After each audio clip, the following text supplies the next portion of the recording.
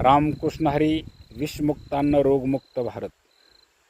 पूर्वी एक मन होतं बघा, निंदकाचे घर असावे शेजारी, तेच आपला पर उपकारी.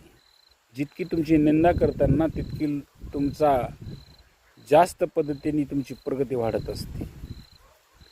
सगळ्यात जास्त आपल्या माणसांना त्रास कुठला आहे बघा, सगळ्यात जास्त त्रास.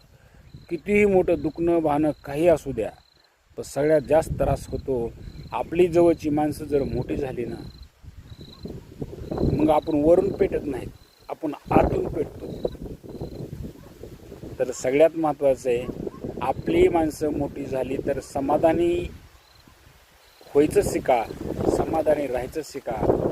का तर आतापर्यंत एक गवताची काडी कोणाला वरी नेता आली नाही आणि कुणी नेणारही नाही.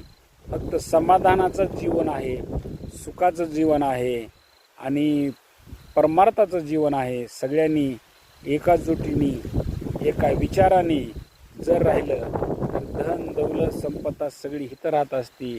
त्याच्यासाठी जर आपण भांडणं करीत असू तर ही चुकीचा मुद्दा आहे. रामकृष्ण हरी.